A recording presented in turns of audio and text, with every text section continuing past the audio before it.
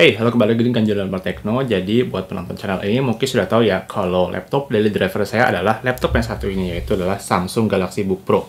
Saya sudah menggunakan laptop ini selama kurang lebih setahun terakhir ya, dari tahun 2023. Dan saya sebagai seorang student, saya biasanya menggunakan laptop ini untuk web browsing, untuk cari bahan belajar, kemudian bikin naskah publikasi pakai Word, olah data pakai Excel, bikin PowerPoint, dan juga saya kadang olah data yang agak berat dengan MATLAB. Selain itu, saya juga mengedit beberapa video untuk channel ini di laptop ini, plus beberapa video reels untuk channel ini juga, dan beberapa sosial media lainnya. Video review dari laptop ini sebenarnya sudah ada 1 tahun lalu ya, dimana sebenarnya secara umum itu impresi saya terhadap laptop ini ya bisa dibilang bagus. Tapi setelah saya menggunakan laptop ini selama kurang lebih setahun, saya mendapatkan beberapa perspektif baru yang berasal dari laptop ini sendiri maupun dari luar, yang mungkin agak merubah sudut pandang saya terhadap laptop yang satu ini. Jadi untuk unit yang saya pakai ini adalah unit yang pakai Intel Core i7, kemudian RAM 16GB, storage-nya 512GB, tapi saya update sendiri ke 1TB. Display meskipun cuma Full HD, tapi dia displaynya OLED. Dan salah satu defining feature dari laptop yang satu ini adalah bobotnya yang sangat-sangat ringan. Ini nggak nyampe 1 kg. Saya akan mulai dulu dari pengalaman positif ya. Jadi ya seperti yang saya bilang terakhir, bobot laptop ini sangat-sangat ringan ya. Dimana kalau buat laptop ini akan membuat perbedaan yang sangat besar minimal buat saya. Karena saya itu biasanya menggunakan laptop itu kemana-mana ya. Meskipun saya di kantor tuh saya kadang pakai laptop ini untuk diskusi dengan profesor. Kemudian saya juga pakai laptop ini buat dibawa ke laboratorium. Kemudian juga diskusi dengan teman-teman yang lain. Dan kadang juga saya berpergian keluar kota, ke kafe, dan berbagai tempat lainnya. Dan punya laptop yang sangat-sangat ringan itu sangat-sangat membantu saya untuk bisa bekerja dimanapun saya dibutuhkan. Secara performa juga sebenarnya nggak buruk-buruk amat ya, karena kalau untuk pekerjaan seperti office itu nggak ada masalah sama sekali. Sementara kalau untuk pekerjaan seperti video editing, video ini yang sedang Anda tonton ini diedit dengan Galaxy Book Pro, dan menurut saya selama nggak berat-berat banget dan nggak terlalu banyak layernya, nggak ada masalah sama sekali. Ya meskipun Intel Core i7 Gen 11 itu mungkin sudah mulai agak-agak usang ya, karena ini udah 3 tahun ya. Tapi ya untuk pekerjaan ringan seperti editing video yang Full HD aja, menurut saya masih oke-oke aja. Hanya saja kalau editingnya sudah berat, misalnya saya mengedit video soal rekomendasi laptop-laptop yang bisa Anda beli di Tokopedia ya misalnya, itu sudah agak berat karena menggunakan 2 layer. Jadi ada layer di mana saya itu bicara, video saya bicara, dan juga ada layer screen recording. Nah, kalau kasusnya sudah seperti itu, biasanya laptop ini awal-awal tuh lancar, tapi lama-kelamaan dia itu agak melambat. Jadi kemungkinan ini karena ada thermal throttling.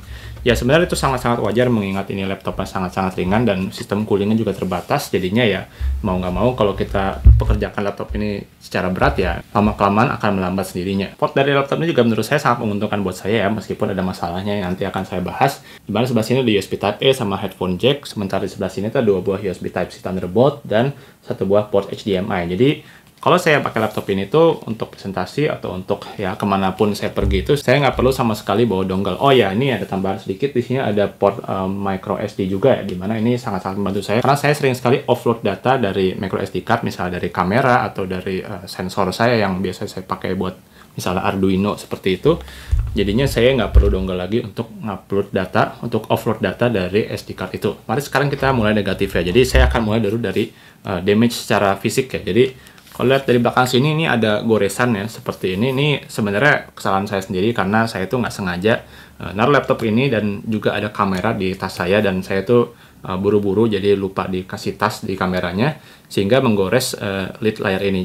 Menurut saya ini sesuatu yang bisa terjadi pada laptop manapun ya, jadi ya itu kesalahan saya sendiri, hati-hati saja. Tapi menurut saya masalah build quality yang lebih mungkin krusial adalah soal kestabilan chassis saya. Jadi ini sebenarnya nggak flex sama sekali, masih cukup kokoh lah. Hanya saja saya merasa kadang koneksi pada laptop ini tuh, kabel-kabel wiring yang dalam laptop ini tuh sepertinya nggak terlalu kokoh ya. Dan yang paling kerasa biasanya itu daerah touchpad ya. Jadi saya tuh sering kali kalau saya tuh misalnya pergi habis itu bawa laptop mungkin seperti ini, kadang-kadang saya nggak bisa pakai touchpad. Nah, solusinya sebenarnya mudah, jadi saya tinggal restart aja, atau mungkin kalau buru-buru banget itu ganti driver ya, install ulang driver, masalahnya selesai. Tapi untuk laptop flagship menurut saya itu harusnya kejadian-kejadian seperti ini tidak terjadi lah.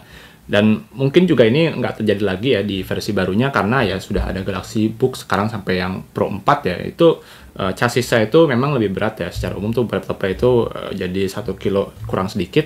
Tapi saya merasa untuk yang laptop yang satu itu, yang Galaxy Book Pro yang 3 dan 4 itu, mereka lebih kokoh sehingga masalah-masalah seperti itu harusnya tidak jadi lagi. Masalah kedua dari laptop ini adalah soal port USB Type-A. Jadi Ini memang kejadian belum lama, baru sekitar sebulan lah sebelum video ini dibuat. Tapi USB Type-A di laptop ini tuh kadang nggak bisa baca flash disk saya atau hard disk eksternal saya.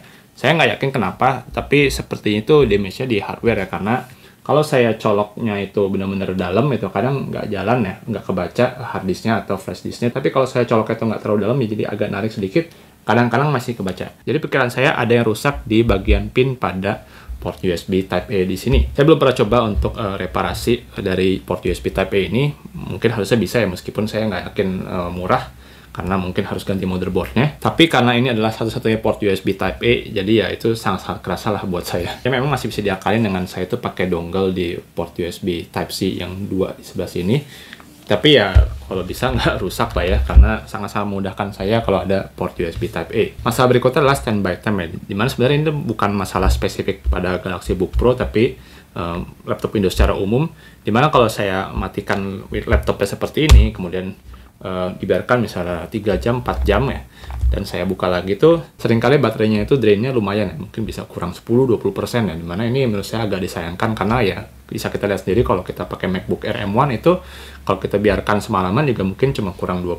Tapi memang ada beberapa merek laptop Windows yang bisa menyelesaikan masalah itu, minimal meminimalisasi baterai drainnya, seperti yang saya temukan di Surface Laptop 5. Dan ini juga terjadi untuk beberapa laptop Windows yang pakai prosesor kelas ARM ya, seperti yang ada pada Surface Pro X yang pernah saya review juga di channel ini. Tapi untuk Galaxy Book Pro ini ya sayangnya nggak seperti itu. Mungkin ini sudah selesai masalahnya di Galaxy Book Pro 3 dan 4. Jadi apakah saya puas setelah memakai laptop ini selama setahun?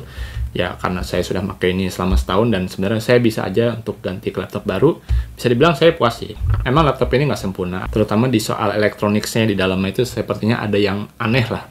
Jadi harusnya laptop flagship tuh nggak seperti itu. Tapi sisi positif banyak banget, karena ya layarnya oke, kemudian juga ya overall ngetik juga enak, ringan dibawa kemana-mana, baterainya ya meskipun kadang bocor ya, ini masih bisa sangat-sangat manageable untuk saya pakai sehari-hari. Dan ini merupakan salah satu laptop yang berhasil membuat saya tuh nggak sungkan untuk bawa laptop kemana-mana, ya karena sangat-sangat ringan. Tapi lain cerita kalau soal rekomendasi, apakah saya bisa merekomendasikan laptop ini? Jawabannya enggak. Kenapa? Karena pertama, ini adalah laptop Samsung ya, dimana kalau di Indonesia nggak ada yang resmi, dan kalaupun Anda beli di luar itu kemungkinan udah nggak ada adanya Galaxy Book Pro 3 dan Pro 4 ya. Jadi saya nggak menyarankan untuk Anda beli laptop ini cari yang second gitu ya, itu menurut saya bukan sesuatu yang bijak. Apalagi laptop keluarin 2021, dan kalaupun ada yang seperti itu ya silahkan ambil dengan risiko sendiri. Nah tapi kalau Anda pengen laptop yang punya experience yang kurang lebih serupa, yang konsepnya serupa, ada beberapa alternatif. Kalau budget Anda terbatas, Anda bisa pilih HP Pavilion Aero ya, dimana itu bobotnya 1 kg kurang sedikit, dan secara umum prosesornya juga sudah yang lebih baru, lebih modern ketimbang laptop ini, dan harganya itu cuma kurang lebih 10 juta plus minus sedikit ya. Kalau Anda budget tinggi, Anda bisa, misalnya kalau Anda berani ya, cari Galaxy Book Pro yang 3 atau 4 itu 1 kg kurang sedikit ya, yang ukuran 13 inci, atau kalau Anda pengen yang resmi, ada beberapa alternatif lain di Indonesia, misalnya seperti Asus ZenBook S13 ya, dimana itu dia juga bobotnya 1 kg kurang sedikit. Oke, demikian aja video singkat dari saya, mudah-mudahan bermanfaat. Silahkan like video ini jika dirasa bermanfaat, subscribe jika tidak ketinggalan konten lembar teknologi lainnya. Saya juga terima kasih telah menonton.